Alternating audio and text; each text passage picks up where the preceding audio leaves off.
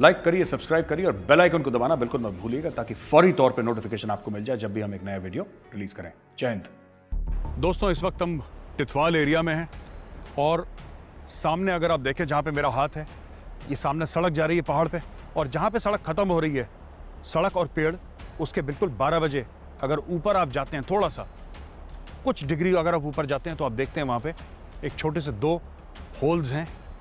वो पाकिस्तानी पोस्ट है, वो पाकिस्तान है। और मेरे उल्टे हाथ की साइड में ये नदी है, किशन गंगा नदी। किशन गंगा नदी लाइन ऑफ कंट्रोल है। वो आप देख सकते हैं ऊपर घर, पहाड़, धुआं निकल रहा है ऊपर पहाड़ी से। ये सब पाकिस्तान है, पाकिस्तान ऑक्यूपाइड कश्मीर। और वो बिल्कुल हमारे सामने मुश्किल से 200-250 मीटर पे पाकिस्तानी आर्मी की पोस्ट है। और जैसे हम उनको देख पा रहे हैं, वो भी हमें देख पा रहे हैं। ये जगह थोड़ी सी खतरनाक है। हमें हिदायत दी है फौजियों ने कि आप यहाँ पे ज़्यादा देर ना रहें, इसलिए हम पीछे हट रहे हैं, क्योंकि यहाँ पे किसी भी वक्त फायरिंग हो सकती है। ये जगह खतरे से खाली नहीं है। लाइन ऑफ कंट्रोल इस तरीके से आती है, सामने नदी है, इस तरीके से आती है। और ये पाकिस्तान है, पाकिस्तान ऑक्यूपाइड कश्मीर। और मैं फिर से बताता हूँ, वो है पाकिस्तानी पोस्ट। दोस्तों, इस एपिसोड में हम आपको दिखाएंगे किस तरीके से फौजी लाइन ऑफ कंट्रोल पर रहते हैं, किस तरीके से वो अपनी ड्यूटीज़ करते हैं और किस तरीके से उनकी दिनचर्या बीतती है सुबह से लेकर रात तक। आपको और हमें किस तरीके से वो लोग महफूज रखते हैं। आइए मेरे साथ, लाइन ऑफ कंट्रोल पे आपका स्वागत है।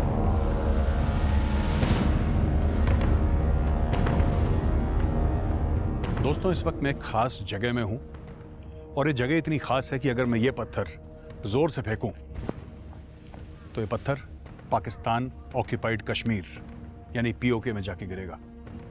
मैं इस वक्त लाइन ऑफ कंट्रोल पे हूं और मेरे साथ एक खास मेहमान हैं। मैं आपका तारुफ, आपका इंट्रोडक्शन उस मेहमान से करवाता हूं। मेरे साथ हैं कर्नल राव, जो एक यूनिट के कमान अधिकारी हैं लाइन ऑफ कंट्रोल पे। इनकी जिम्मेदारी है लाइन ऑफ कंट्रोल पे हमें सुरक्षित रखना। कर्नल राव, हमारी शो में आपका स्वागत है। पलटन में आपका स्वागत है। अच्छा, आपका इसके पहले भी एलसी में टेन्योर रह चुका है। यस। और ये आपका लाइन ऑफ कंट्रोल पे दूसरा टेन्योर है। कुछ फर्क है पहले आज से? एक मेजर फर्क जो मैं बता सकता हूँ आपको जी, is that there was no LC fence और द AIOS जो पहले नहीं था। पहले हमारे टाइम पे तो था ही नहीं। खैर, so the AIOS is here जी। एंड उसके बाद कई सारे AIOS का फुल फॉर्म बता दीजिए हमारे दर्शकों को, उनको पता नहीं होगा। So it is anti infiltration obstacle system. Okay. उसके बाद कई सारे न्यू जनरेशन इक्विपमेंट है, जी। कई सारे न्यू जनरेशन वेपन्स है जी। जिनको इंट्रोड्यूस किया गया है। And basically these are the major differences which we have seen over a period of time. अच्छा, तो ये है, क्योंकि हमारे टाइम पे मुझे याद था जब मैं भी लाइन ऑफ कंट्रोल पे था, तो लाइन ऑफ कंट्रोल पे हमारा ऐसा था, हमसे बोलते थे अच्छा वो 3 पेड़ का जो झुंड है, वो बड़ा पत्थर, छोटा नाला, ये अलाइनमेंट है लाइन ऑफ कंट्रोल की। हमने तो ऐसी देखी थी लाइन ऑफ कंट्रोल पर आज तक।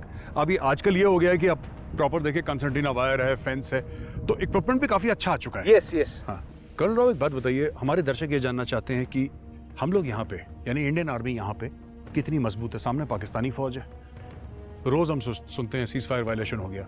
क्या हम में इतनी ताकत है पाकिस्तानी फौज को मुंह तोड़ जवाब देने की? उसमें कोई आप शक मत रखिए, हम यहाँ पे बहुत मजबूत है जी। पूरी इंडियन आर्मी यहाँ पे डिप्लॉयड है जी। और मेरी पलटन यहाँ पे डिप्लॉयड है जी। 24/7 365 डेज। जी। कोई फिक्र करने की जरूरत नहीं है। कोई फिक्र करने की जरूरत नहीं? एब्सोल्युटली। अगर दुश्मन आएगा तो उसका भरपूर स्वागत होगा। एब्सोल्युटली। चलिए, बहुत अच्छा लगा सुन के।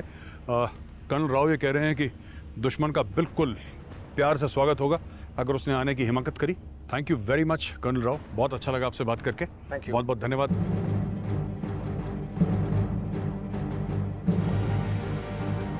दोस्तों, इस वक्त मैं इस बंकर के अंदर एंट्री कर रहा हूँ। हम लोग bang on the line of control हैं, बिल्कुल, मतलब कि बिल्कुल सामने मेरी लाइन ऑफ कंट्रोल है। यहाँ पे कुछ लोग हैं, हम इनसे बात करेंगे कि एग्जैक्टली ये लोग करते क्या हैं, यहाँ पे इनकी एक्टिविटीज़ क्या हैं, इनकी कार्रवाई क्या रहती है सवेरे से लेकर शाम तक की। और ये यहाँ पे आप देख सकते हैं इक्विपमेंट है यहाँ पे, ये HSTI या हैंडल थर्मल इमेजिंग, रात को दिखता है इससे, और बाइनोकुलर्स हैं और भी कई चीज़ें हैं यहाँ पे। ये CCTV कैमरास लगे हुए हैं यहाँ पे हर जगह, और CCTV कैमरास भी पोस्ट के हिसाब से हर जगह कैमरास पे दिख जाता है। अलार्म बेल्स हैं, पूरा एक यहाँ पे मामला बना के रखा हुआ है फ़ौज ने। दोस्तों, यहाँ पे 2 ऑफिसर हैं जिनको मैं आपसे मिलवाऊंगा और आइए उनसे बात करते हैं मेजर दास, स्वागत है हमारी शो में आपका। सर स्वागत है आपको हमारे पोस्ट में सर। अच्छा, बहुत बहुत धन्यवाद। ये आप यहाँ पे हैं और ये सामने आपके साथ हैं कैप्टन दहिया। कैप्टन दहिया, स्वागत है आपका भी। बहुत अच्छा लगा आपसे बात करके। तो आप दोनों बिल्कुल तैयार हैं लगता है जंग के। बीपी जैकेट्स पहने हुए हैं, एके है, हेलमेट है, boots, you are ready for action. ये लाइन ऑफ कंट्रोल में मैं पहले आपसे जानना चाहूँगा, लाइन ऑफ कंट्रोल में दुश्मन की कितनी हरकत होती रहती है हरकत कुछ ना कुछ? हरकत तो हमेशा होती रहती है यहाँ लाइन ऑफ कंट्रोल में, तो हमेशा ही हरकत हुई होती है। अच्छा, और सीज़फायर वायलेशन? सीज़फायर वायलेशन हमेशा होती है जी। कुछ दिन के बाद सीज़फायर वायलेशन हो जाता है। और मुंह तोड़ जवाब मिलता है दुश्मन को? मुंह तोड़ जवाब तो हमेशा मिलता है जी। और हमेशा इसके लिए हम तैयार रहते हैं। बिल्कुल। और जवानों का बिल्कुल मोरल एकदम है? मोरल हमेशा हाई होता है, उसमें कोई कॉम्प्रोमाइज? उसमें कोई कॉम्प्रोमाइज नहीं। नाम नमक निशान, रेजिमेंट की अपनी तरतीब है, उसके लिए हम हमेशा तैयार रहते हैं। और ऐसी जगह पे तो हमेशा ही मोरल अप रखना होता है। बिल्कुल। और हर समय रात के 2 बजे भी आंख, कान, नाक सब खुले हैं? सब खुले हैं। स्मेल, सब vision, sensing, sense of hearing, everything should be. सारे सेंस ऑर्गन्स खोल के रखते हैं। कभी दुश्मन आ सकता है। तो आपको कितना टाइम हो गया अभी एलसी पे? हमारे को यहाँ पे बटालियन को आए हुए 3 साल हो गए जी। और मेरे को भी बल्टन के साथ ही मैं आया था, तो करीब 3 साल आपको भी हो गए। तो अभी 3 साल में तो आपने पूरा ये एरिया जिसको कहते हैं घोल के पी लिया। ये आपको एक एक चीज पता है यहाँ पे। ये जमीन हमारी, ये तो हमें जानना जरूरी है। बिल्कुल, जमीन हमारी है। और एक और चीज मैं कहता चलूँ, पार वाली जमीन भी हमारी है। Hopefully it's only a matter of time. सामने पाकिस्तान ऑक्यूपाइड कश्मीर है, कुछ दूर दिख रहा है, वो सामने दिख रहा है पाकिस्तान ऑक्यूपाइड कश्मीर। इसके पहले मैं कैप्टन दहिया के पास जाऊँ, मैं ज़रा एक चीज़ आपको दिखाना चाहता हूँ। ये हमारे टाइम का हथियार है, वो पुराना नॉस्टैल्जिया आ जाता है तो इसलिए दिखाना ज़रूरी है। उस्ताद थोड़ा सा साइड में आएंगे आप? जी, इधर आ जाइए उस्ताद। हाँ दोस्तों, ये हथियार है, ये 7.62 mm LMG है। ये हमने ट्रेनिंग इसी पे करी थी और जब भी इस हथियार को देखते हैं तो बड़ा अच्छा लगता है देख के। बड़ा सॉलिड कारगर हथियार है। ये इसकी मैगजीन है यहाँ पे, ये आप देखिए, पूरे एमुनेशन भरा हुआ है इसमें, रेडी है, फुली लोडेड है। और इसके अलावा ये ऐसे लोड हो गई, इसको बस फायर करना है। यहाँ पे सेफ्टी पे है, कॉक्ड है, लोडेड है। आपने बस सेफ्टी से इसको ऑटोमेटिक पे करा और आपने फायर करना शुरू करा। इस हथियार के सामने जो इंसान आएगा, इसकी गोली चल गई, ये इंसान तो बहुत छोटी चीज़ है, ये हाथी को गिरा दे। और मैं ये आपको कोई बड़ा चौड़ा की बात नहीं करता रहा, ये हथियार जो है ये हाथी को गिरा सकता है, ये इतना मजबूत हथियार है। ये नीचे अगर आप देखें, यहाँ पे नीचे ये पूरा का पूरा, ये देखिए, ये पूरे इसमें ये एमुनेशन इसके अंदर भरी हुई है। ये LMG का है, ये लाइट मशीन गन, ये पूरी LMG है ऊपर। ये बाइपॉड है, इसको बाइपॉड बोलते हैं, बाइपॉड पे लगी है, ये बाइपॉड लगा हुआ है इस पर। ये पूरे इसमें वेपन्स, एमुनेशन पूरा यहाँ पे, इतनी सारी मैगजीन्स है, 30 राउंड भरे हैं सब में। ये अकेला जो एक पोस्ट है, ये बंकर है, ये घंटों तक अकेले लड़ाई लड़ने की क्षमता रखता है।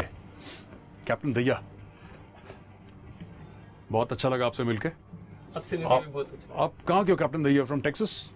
मैं हरियाणा से हूँ, हरियाणा में रेवाड़ी से हूँ। अच्छा, you don't know that Haryana is called Texas ना? You no?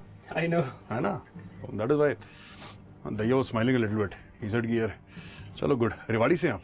yes. रेवाड़ी बहुत वीर भूमि है। रेवाड़ी में परमवीर चक्र आपको पता है ना एक? जी। और वो मेरी रेजिमेंट का परमवीर चक्र है जो कि रेवाड़ी का है। चलिए, बहुत ही शानदार। आपको कितना टाइम हो गया? मुझे यहाँ आए हुए 2 साल हो गए हैं जी। मैं भी पलटन के साथ ही आप यहाँ पे आया था जी। तो अभी यहाँ पे ड्यूटी करते हुए मुझे 2 साल हो गए। 2 साल कैसा लग रहा है आपको? बहुत अच्छा लग रहा है। यहाँ पे काफ़ी चैलेंजिंग है अच्छा। ड्यूटी देना, और बहुत कुछ नया सीखने को मिलता है। क्या सीखने को मिलता है?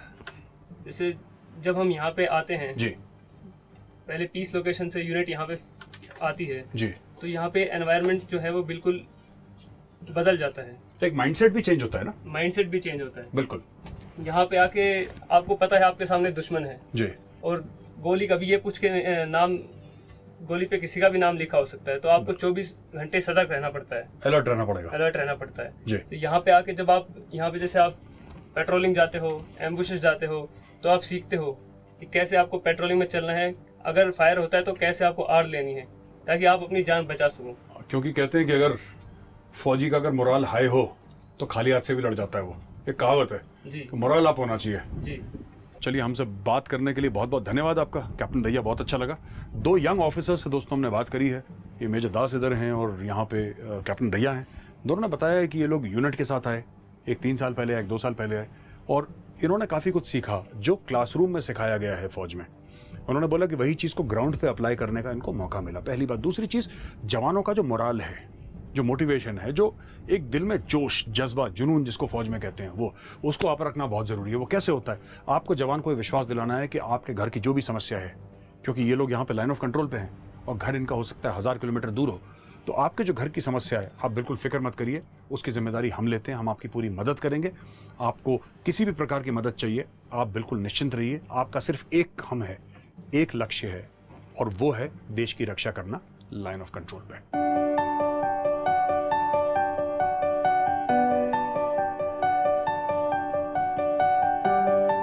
दोस्तों, इस वक्त मैं कश्मीर घाटी में हूं। इस जगह का नाम है तंगधार, नॉर्थ कश्मीर में आता है। लाइन ऑफ कंट्रोल यहां से ज्यादा दूर नहीं है, और यहां पे कुछ लोग हैं मेरे साथ, सिविल पॉपुलेशन के लोग, जो आपको बताएंगे कि आर्मी का क्या किरदार है यहाँ पे, आर्मी किस तरीके से यहाँ पे काम करती है। खास तौर से आर्मी का एक बहुत ही जबरदस्त इनिशिएटिव, बहुत ही जबरदस्त काम, जिसको हम लोग कहते हैं ऑपरेशन सद्भावना। सद्भावना यानी कि एक दूसरे के प्रति प्यार बढ़ाना, आर्मी और सिविलियन पॉपुलेशन में एक ऐसा कनेक्ट बांधना कि बीच में ट्रस्ट बढ़े, फेथ बढ़े, भरोसा बढ़े एक दूसरे के ऊपर। आइए हम कुछ लोगों से बात करते हैं, वो आपको बताएंगे कि उनको किस तरीके से फायदे हुए इंडियन आर्मी से जब आर्मी ने लॉन्च करी ऑपरेशन सद्भावना। आइए मिलते हैं इनसे। सरपंच साहब, जय हिंद। अच्छा सरपंच साहब, आपका नाम क्या है? मेरा नाम सैयद तालिब हुसैन शाह। सैयद तालिब हुसैन शाह। मैं हल्का टाट का सरपंच हूँ। अच्छा सरपंच साहब, एक बात, आप बैठ जाएं सरपंच साहब, आराम से बैठ के बात करें जी। सरपंच साहब, एक बात बताइए, ये जो हम ऑपरेशन सद्भावना की बात करते हैं जी, तो इसमें इंडियन आर्मी का क्या किरदार रहा है? किस तरीके से इंडियन आर्मी काम करती है? इंडियन आर्मी का बहुत अच्छा रोल रहा है जी। यहाँ हमारे पहली बात तो है कि हमारे 4 स्कूल चल रहे हैं जी सद्भावना के तहत, और जिनके बच्चे इस वक्त मुझे लगता है कि वो कमीशन अफसर भी बन गए जी जी। इनकी वजह से, इनकी पढ़ाई से उन स्कूलों के बच्चे कमीशन अफसर बन रहे हैं जी, कोई बनने वाले हैं जी। उसके अलावा सद्भावना के तहत इस पूरे इलाके में इन्होंने मेडिकल कैंप भी लगाए। तो आप कहते हैं मदद पूरी करती है? मदद पूरी करती है। मदद आर्मी, देखिए 47 से लेकर आज तक आर्मी ने हमारी पूरी मदद की, हमने भी आर्मी की मदद की जी। ठीक है सरपंच साहब, बहुत बहुत शुक्रिया। और अब साहब आपसे बात करते हैं। आप जनाब, आपका नाम? मेरा नाम सैयद असलम शाह है। सैयद असलम शाह जी साहब, हाँ। बैठे आप, प्लीज प्लीज बैठे। सैयद असलम शाह साहब, आप करते क्या हैं? मैं तो अपना एक्चुअल लाइन ऑफ कंट्रोल जो अमरोई की है जी। वहाँ का रहने वाला हूँ, अच्छा और इसी इलाके का शहरी हूँ मैं। जी। और बाकी जो है अपना इस तंगधार के अंदर इधर ही का मैं रहने वाला हूँ, कश्मीर के जो अच्छा। ये है लाइन ऑफ कंट्रोल का एरिया जी। लोग कहते हैं कि साहब ये कश्मीर में, उन्होंने नॉर्थ कश्मीर का भी नाम लिया। बिल्कुल। अब ये पूरे किश्तवाड़ से इस तरफ की जितनी भी बेल्ट है, पूरे ऊपर की जो बेल्ट है, सबका नाम लिया साहब। यहाँ पे ये रिपोर्ट लिख रहे हैं अखबारों में ना, बड़ी बड़ी रिपोर्ट आ रही है कि गांव से लोगों को उठा के ले गए, लोग वापस नहीं आए, सड़क पे गोली मार दी। सब ये क्या मसला है? ये नहीं, वो सुनने में थोड़ा कंफ्यूजन हो जाता है। उसमें ये हुआ कि गांव से जो उठा के ले गए हैं जी, उसके लिए यहाँ पे सद्भावना ने टूर के लिए हर साल जी बच्चों को लेके जाते हैं, कभी किसान को लेके जाते हैं जी, और 10 दिन का टूर हो, 15 का हो या 20 का हो, जी यहाँ से फ्लैग होस्ट होता है और वापस फिर यहाँ लाके, आपको बताने में कमी हुई है, जी उठा के ले जाती है जी। फौज सद्भावना के थ्रू। अभी भी एक ट्रुप्स गया हुआ है जी, जिसमें हमारी 10 बच्चियां हैं डिग्री कॉलेज की, जी सिविल एक मैडम है, एक आर्मी की मैडम ऑफिसर है, और फौज के ऑफिसर साहब हैं जी, और एक सिविल टीचर। ये कहते हैं साहब लोगों को उठा के ले जाते, गायब कर देते। बिल्कुल ठीक बोल रहे हैं, गायब नहीं कर देते, दिल्ली पूरा बार घुमा के फिर यहाँ ही लाके, पहले हमारा सबको पेरेंट्स को बुला के एक बहुत बड़ा यहाँ पे एक मीटिंग हॉल जैसा रहता है, और उसके बाद में जब वापस आते हैं तो भी ब्रिगेड कमांडर साहब यहाँ पे आते हैं। और हमें अगर ये आर्मी की वजह से जो सद्भावना है by air Srinagar to Delhi, Delhi to Haryana, Chandigarh, हर एक चीज़ दिखाने, जो तो हमारे बच्चों ने 7 पुश्तों तक देखी। और उसके बाद में यहाँ पे ये जो सामने है, इसमें एनडीए की तैयारी हो रही है बच्चों के लिए, और जिसमें बच्चे हुए भी हैं, जिसमें सीओ साहब ने बुक्स वगैरह ला के फ्री बांटे। उसके बाद में जिन लोगों की पहले जो लाइन ऑफ कंट्रोल पे माइन लगे हुए हैं, टांगे काटी हुई हैं, फ्री ऑफ कॉस्ट यहाँ पे ट्रुप्स लाया जाता है, उनको टांगे लगती हैं। उसके बाद में अगर उस दिन थोड़ी सी छेलंग हुई है, एक घर पे 2 बम गिर गए, बॉर्डर पे था, तो अभी तक तो केस चल रहा है, रनिंग वाले कर रहे हैं, लेकिन फौज ने तुरंत उसके बच्चों को दूसरे घर में थे तो पूरा रिलीफ दिया, रिलीफ देने के बाद उसको घर में बसा दिया। जी साहब, बहुत बहुत शुक्रिया आपका, आपने इतना कुछ बताया।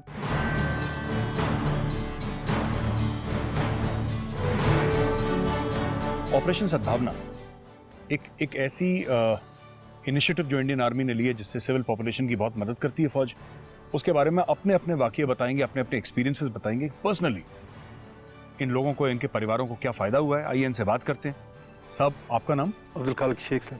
अब्दुल खालिक शेख जी सर। अब्दुल साहब एक बात बताइए, आपका क्या एक्सपीरियंस रहा है सद्भावना से, आर्मी के साथ? आप कब से जुड़े हुए हैं? कुछ अपना पर्सनल वाकया बताइए, क्या हो? सर मेरा पर्सनल वाकया ऐसे है कि मैं थोड़ा गरीब था जी। तो यहाँ के अक्सर बच्चे सद्भावना के तहत AGS पहलगाम एक स्कूल है यहाँ पे जी, कश्मीर वैली में सर, वहाँ पर बच्चे जाते लेकिन वहाँ पे फीस बहुत ज़्यादा थी। अच्छा। तो मैं भी तड़प रहा था अगर मेरा बच्चा भी वहाँ पहुँचता, लेकिन मेरे पास इनकम ऐसी नहीं थी कि मैं अपने बच्चे को वहाँ पहुँच पाता जी। तो मैंने बच्चे को तो अच्छी तरह से पढ़ाया, उसको 6 में उसका एंट्रेंस एग्ज़ाम हो गया, मैंने तो घर में उसको अच्छी तरह से पढ़ाया, उसके लिए तैयार तो किया मैं, लेकिन आगे जो उसकी फ़ीस सर मंथली फ़ीस 88,000 थी पर ईयर सर। 88,000 थी जी। तो वो मेरे लिए भरना बहुत मुश्किल था जी। तो यहाँ पे आर्मी की मदद से जब मैं स्कूल में आया, मैंने यहाँ पे अपने CO साहब से बात की, कोई बात नहीं है, जो अगर आप BPL में आते हो तो हम आपके बच्चे के लिए सद्भावना के तहत उसकी फ़ीस हम भर देंगे। अच्छा। तो सर ऐसा हुआ कि जब मैं वहाँ पे गया, मेरे बच्चे का एंट्रेंस एग्ज़ाम हो गया, उसने क्वालिफाई कर दिया जी। तो यहाँ की आर्मी ने सर CO साहब यहाँ पे थे, उन्होंने मेरे बच्चे को मुझे घर में भेजा कि आपका बच्चा सेलेक्ट हो गया, आप उसकी फ़ीस हम भर देंगे। सर मेरा बच्चा वहाँ पे 6th में एडमिट हुआ और 12th पास करके वहाँ से आज BA सेकंड ईयर में पढ़ रहा है, लेकिन वो आर्मी की वसाकत से, और वहाँ जाने के बाद मेरे बच्चे का माहौल ही चेंज हुआ और वो अच्छी आज एफिशिएंट है, आज M.Com कर रहा है और बच्चा बहुत, मेरा पहले तो कुछ भी नहीं था, लेकिन अब इस स्कूल में जाने के बाद मैं खुश हूँ कि आर्मी के साथ मेरे साथ ऐसा हो गया। शुक्रिया बहुत बहुत साहब। Thank you sir. अब आपके पास जाता हूँ साहब, आपका नाम? अच्छा, गुलाम मुस्तफ़ा मीर। आप बताएं साहब कि आपका क्या एक्सपीरियंस रहा है, आपका क्या तजुर्बा रहा है जहाँ तक हम सद्भावना की बात करते हैं? आपकी कोई कहानी है जो सुनाना चाहते हैं? जो गरीब बच्चे हैं यहाँ पे जिन्होंने कभी बाहर नहीं देखा था, सबका, मैं खुद हूँ उसमें जी। कि मेरा भी सपना था कि मैं दिल्ली देखूँ, तो उससे सर आज से 2 साल पहले ये सद्भावना की थोड़ी मुमकिन हो सका है। हमारे साथ कई लोग, बच्चियाँ ऐसी थीं सर जिन्होंने कभी श्रीनगर भी नहीं देखा था, तो हम लोग बाहर गए। श्रीनगर तक भी नहीं गए थे? जी सर, नहीं गए थे। अच्छा। तो हम लोग वहाँ पे बाहर गए सर, हमें वहाँ बाहर के कल्चर का एक्सपोजर मिला सर। बहुत यहाँ पे प्रोपेगेंडा था सर, बाहर ऐसा होता है, कश्मीरियों के साथ साथ करते हैं सर। हमने कुछ नहीं देखा, बहुत अच्छा था। बड़ी जो लोग भी जहाँ भी मिले हम सर बहुत लिबरल थे, बहुत ही अच्छे तरीके से हमारे साथ पेश आए सर। तो बच्चे काफ़ी खुश हुए देख? बिल्कुल सर, बहुत खुश हुए। बाहर मैंने आपको बताया ना कि बहुत अच्छा, मतलब एक्सपोजर बहुत अच्छा मिला। हम प्रेसिडेंट साहब से मिले उस टूर में। राष्ट्रपति भवन गए? बिल्कुल सर, राष्ट्रपति भवन में गए थे। कैसा लगा राष्ट्रपति भवन? बहुत अच्छा सर, बहुत शानदार है ना? बहुत बड़ा शानदार लगा सर। बहुत बहुत धन्यवाद आपका, थैंक यू वेरी मच। तब आपसे बात करते हैं, आपका शुभ नाम क्या है? हरप्रीत सिंह सर। हरप्रीत सिंह जी। जी। हरप्रीत सिंह जी, आप कहाँ के रहने वाले हैं? सर मैं तंगधार का। हाँ, कोई गांव आपका खास? गाँव हमारा सर, विलेज हमारा है तरबोनी सर। अच्छा, तरबुनी। जी सर। अच्छा, तो आप एक बात बताइए, वहाँ पे आपके गांव के आसपास कितने सिख परिवार हैं? सर हमारा इस पूरे तंगधार एरिया में एक ही विलेज है, सिख गांव जो है वो, उसका नेम है तरबोनी। अच्छा। तो ये मिक्स है सर, इसमें कुछ मुस्लिम फैमिलीज भी रहती हैं, सिख फैमिलीज भी रहती हैं, मिक्स ही है जी। तो आपको ये कभी लोग अक्सर ना मीडिया में पता नहीं, लोग अजीब अजीब बातें करते हैं और एक प्रोपेगेंडा के आर्टिकल्स भी आते हैं कि नहीं साहब वो बड़ा तनाव सा बना हुआ है जनाब, और वो सिखों और मुसलमानों के बीच में। आप बताइए ना, आप तो लोकल हैं, आप बताइए सच्चाई क्या है? ऐसा तो हुआ ही नहीं कभी हमारे यहाँ। कभी भी अगर हम देखें, कभी रिलीजियस फेस्टिवल्स की हम बात करें अगर, या कोई किसी के घर में कोई भी प्रोग्राम होगा, कुछ किसी की शादी वगैरह का भी कुछ भी होगा, तो हमारा आना जाना एक दूसरे के घर में बिल्कुल लगा रहता है। हमारे बिल्कुल एक ऐसा भाईचारा बना हुआ है, हम ऐसा लगता है बिल्कुल दोनों भाई हैं ये। कभी भी हमें कोई प्रॉब्लम्स हो जाए, अगर सिख फैमिलीज़ में कभी भी किसी किस्म की प्रॉब्लम्स हो जाए, तो वो आवाज़ देंगे, मदद मांगने की कोशिश करेंगे, तो मुस्लिम्स बिल्कुल आगे आ जाएंगे। हाँ, अगर सेम केस अगर किसी मुस्लिम्स को कोई प्रॉब्लम्स खड़ी हो जाए, तो सिख फैमिलीज़ भी वैसे ही उनके साथ सामने आ जाती हैं एकदम से। जी। तो आप ये कह रहे हैं कि बड़ा प्रेम भाव है, बिल्कुल मिल मिला के रहते हैं? जी सर। चलिए साहब, हमसे बात करने का बहुत बहुत शुक्रिया, आपको बहुत अच्छा लगा आप तीनों से बात करके। आपने बताया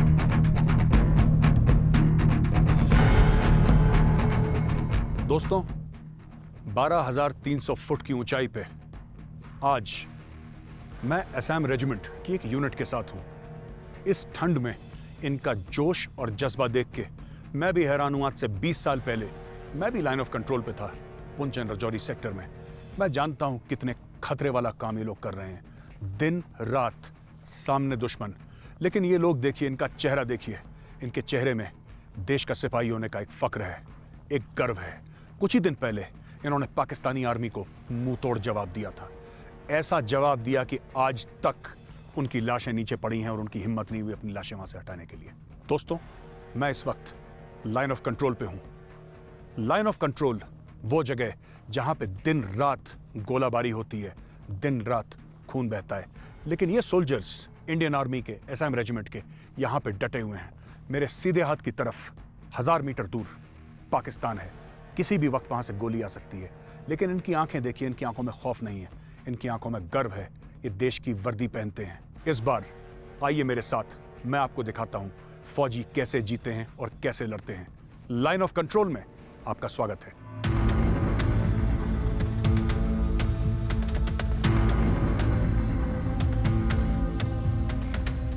दोस्तों, इस वक्त मैं लाइन ऑफ कंट्रोल के बहुत करीब हूं और आप देख रहे हैं ये फेंस, ये कॉन्सेंटीना वायर कहते हैं हम इस चीज़ को, ये रोलिंग में जो ये वायर्स हैं यहाँ पे, और इसके पार तकरीबन 1000 मीटर दूर लाइन ऑफ कंट्रोल है, पाकिस्तानी पोस्ट है।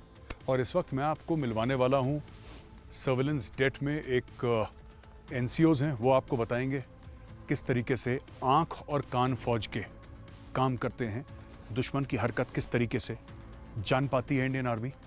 ये एक एसएम रेजिमेंट की यूनिट है यहाँ पे, और ये आपको दिखाएंगे किस तरीके से और इनके एक्सपीरियंसेस क्या हैं, इन्होंने क्या क्या देखा यहाँ पे, क्या क्या ऑपरेशंस करे, क्या क्या काम करा। आइए इनसे मिलते हैं। उस्ताद, हमारी शो में आपका स्वागत है। थैंक यू साहब। उस्ताद, एक बात बताइए, आपकी यहाँ पे ड्यूटी क्या रहती है? सर, यहाँ पर ड्यूटी हमारा जो है ये सब सर्विलेंस पोस्ट है साहब जी। इसी सर्विलेंस से सब इतना महत्वपूर्ण, इतना ज़रूरी है साहब, ताकि हम जो है इन लोग के जैसे इन्फिल्ट्रेशन के लिए कोशिश करता है साहब। अच्छा। जब इन्फिल्ट्रेशन के लिए, क्योंकि दिन हो या रात हो, हाँ। जैसे कि साहब, और इन लोग को आने के लिए, हम उसको रुकने के लिए, हाँ। अपने पास जैसे कि अब अपने पास साहब इसमें पेरिस्कोप साइट है साहब, Okay. इसी से हम इनको ऑब्जर्व करता है साहब। आप इससे उनको ऑब्जर्व करते हैं? हाँ इससे? सर, हाँ सर। और आपके पास कौन कौन सी ऐसी और इक्विपमेंट साहब है? इसके साथ साहब हमारे पास साहब HST है साहब। हाँ। उसके बाद साहब हैंडल थर्मल इमेजर, ये साहब, हाँ साहब, ये साहब, ये साहब। उसके बाद साहब PNS है साहब, PCM साहब। अच्छा। उसके बाद साहब ये सब लिस्टिंग डिवाइस साहब, लिसनिंग डिवाइस, बिल्कुल। इससे हम रात को साहब इसकी आवाज़ से साहब हमको सुनाई देता है साहब। अगर रात को दोस्तों, कभी कभी रात को ऐसा होता है कि बिल्कुल घुप अंधेरा है और धुंध भी है, तो हो सकता है उस वक्त नाइट विजन इतनी कारगर तरीके से काम ना करे। इनके पास लिसनिंग डिवाइस है, अगर इसको सामने रखते हैं तो इनको सुनाई देता है, कोई भी हरकत है तो उनको पता लगता है दुश्मन आ रहा है। क्या हुक्म है यहाँ पे? अगर आप दुश्मन को देखते हैं भारत की तरफ बढ़ रहा है, हुक्म क्या है?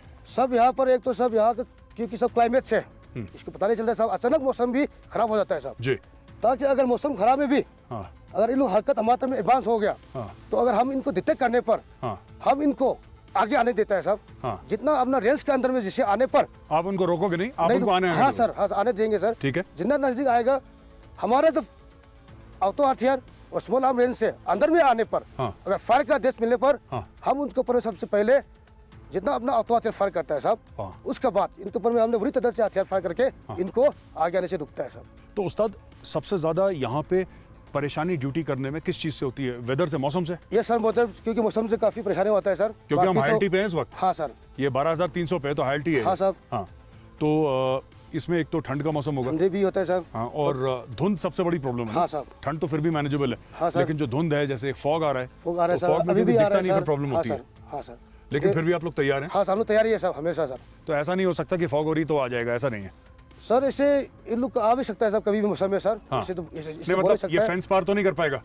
वो तो सर इनका मुमकिन के बात नहीं है सर, हम लोग हमेशा साहब अलर्ट पे है सर, ड्यूटी पे। हाँ, तो आप ये कह रहे हैं अगर आएंगे तो उनको पास आने देंगे, पास आने और जब देंगे पास सर, आएंगे फिर ठोकेंगे इनको। फिर ठोकेंगे सर। ये दोस्तों, हमने उस्ताद से बात करी, सर्विलेंस डेट यहाँ पे लीड करते हैं, और यहाँ पे इनके साथ एक और बंदा रहता है उस्ताद? हाँ सर। हाँ, तो बेसिकली क्या है कि ये पाकिस्तानी आर्मी की हमने बात देखी है, अक्सर देखी है कि जैसे अनफॉर्चुनेटली अगर इंडियन आर्मी में कभी ऐसा हादसा हो जाता है कि हमारा साथी कोई वीरगति को प्राप्त हो जाता है, तो हम कुछ भी करते हैं, हम उसकी बॉडी लेकर आते हैं वापस। ये कोड ऑफ ऑनर है इंडियन आर्मी का कि हम लोग लेकर आते हैं बॉडी वापस। पाकिस्तानी आर्मी में अक्सर ये देखा गया है कि जब उनका साथी मर जाता है तो पहले तो मना कर देते हैं कि है ही नहीं हमारा। फिर दूसरी बात, आप खुद देखिए, उस्ताद आपको बता रहे हैं, नीचे इनकी यहाँ पे अगर आप कैमरा अगर आप ले जाएंगे अगर प्लीज़, मैं विजय से अपने रिक्वेस्ट करूँगा, ये नीचे आप जो देख रहे हैं, ये इसके नीचे ये जहाँ पे धुंध है, यहाँ पे इनकी लाशें पड़ी हैं, और फिगर्स जो मुझे पता लगे हैं वो अनसब्सटैंशिएटेड हैं, तो हम पक्के से नहीं कह सकते कितने यहाँ पे हैं, लेकिन डबल फिगर्स में हैं, यानी कि 10 या 10 से ज़्यादा लाशें नीचे पड़ी हैं। लेकिन इन लोगों ने अभी तक ये कोशिश नहीं करी कि अपने साथियों की लाशें वापस ले जाएं। ये खास किरदार है पाकिस्तानी आर्मी का, झूठ बोलना या फिर मना कर देना कि ऐसा हुआ ही नहीं था, हम इनको जानते ही नहीं है। इन्होंने कारगिल में भी यही करा था, यहाँ पे भी इस वक्त यही कर रहे हैं। और ये असम रेजिमेंट के हैं, यहाँ पे टिके हुए हैं। और हमारी टीम की तरफ से आपको बहुत बहुत, हम लोग कहते हैं जिसको कि एक तो कांग्रेचुलेशंस, आपने बहुत तगड़ा ऑपरेशन करा साहब, मार दिया आपने फ़ौज को, पाकिस्तानी फ़ौज को। और दूसरी चीज़, आप लोग डटे रहें, बने रहें सब इतने मुश्किल वक्त में।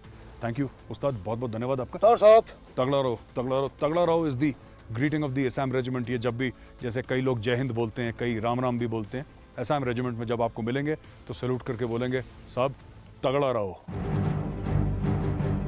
और बिल्कुल लाइन ऑफ कंट्रोल की फेंस के बराबर में हैं हम लोग। और लाइट हमने इसलिए ऑफ कर रखी है क्योंकि सामने पाकिस्तानी पोस्ट है, और अगर यहाँ पे लाइट जलती है तो फिर पाकिस्तानी फायरिंग हो सकती है। पाकिस्तान के स्नाइपर्स हैं, हमारे ऊपर गोली चला सकते हैं, इसलिए हमने लाइट यहाँ पे बंद कर रखी है। हमारे साथ हैं कर्नल अभिषेक, जो कि असम रेजिमेंट के एक बटालियन के कमानाधिकारी महोदय हैं। हम उनसे बात करेंगे और जानने की कोशिश करेंगे उनकी पलटन यहाँ पे क्या कर रही है। कर्नल अभिषेक, हमारी शो में आपका स्वागत है। सर, आपका और आपके क्रू का भी मेरे पलटन में स्वागत है। कर्नल अभिषेक, मेरा पहला सवाल आपसे ये है कि यहाँ पे लाइन ऑफ कंट्रोल में जो मेजर चैलेंजेस हैं आपके, वो क्या हैं? सबसे बड़े 3 चैलेंजेस बताइए कि 3 चैलेंजेस हैं जिसके लिए आप यहाँ पे सतर्क रहते हैं। सर, ये चैलेंज तो है मेन, यहाँ पर हम हाई अल्टीट्यूड पे 12,500 फीट के ऊपर है, तो ऑक्सीजन चैलेंज है। फिजिकल एक्टिविटी जब हम करते हैं ऑक्सीजन चाहिए। बॉडी और बॉडी क्लॉक को वैसे हमको ट्यून करना पड़ता है कि इस रेरिफाइड एटमॉस्फेयर में भी हम काम कर सकें। दूसरा बड़ा चैलेंज है वेदर। आप जैसे बाहर देख रहे हैं, फॉग है, बिल्कुल विजिबिलिटी इज जस्ट 100 मीटर्स। तो इट्स अ बिग चैलेंज हमारे लिए कि हम कैसे देखें दुश्मन आ रहा है नहीं आ रहा है। तो ये हमारे लिए बहुत बड़ा चैलेंज है। और तीसरा चैलेंज है हमारा कि हम एनिमी को डोमिनेट कर रहे हैं, हम आगे उनको डोमिनेट करते हैं हम, बट उनका जो मूवमेंट है इन दिस वेदर और वॉट एवर द टेरेन जैसे है हमारा, तो उसमें इनका मूवमेंट डिटेक्ट करना, that is a biggest challenge कि हम कैसे उनको पकड़े, कैसे ट्रैप करें और कैसे एलिमिनेट करें। आप देशवासियों को क्या कहना चाहते हैं? अगर मैं बोलूं कि आपका कोई मैसेज है हिंदुस्तानियों के लिए, तो क्या मैसेज है आपका? सर, मैं ये अपॉर्चुनिटी लेना चाहूँगा आपके चैनल के थ्रू और पूरे इंडियन आर्मी के तरफ से। मैं पूरे 130 करोड़ भारतीयवासियों को ये बताना चाहूँगा कि आप अपना आशीर्वाद, आशीष हमारे ऊपर बनाए रहे और आपका भरोसा हमारे ऊपर बनाए रहे। आप चैन से सो सकते हैं आज की रात, और हर रात आप सो सकते हैं, क्योंकि मेरी पलटन और पूरी इंडियन आर्मी LOC पे तैनात है और हम आपके लिए हमेशा तैनात रहेंगे।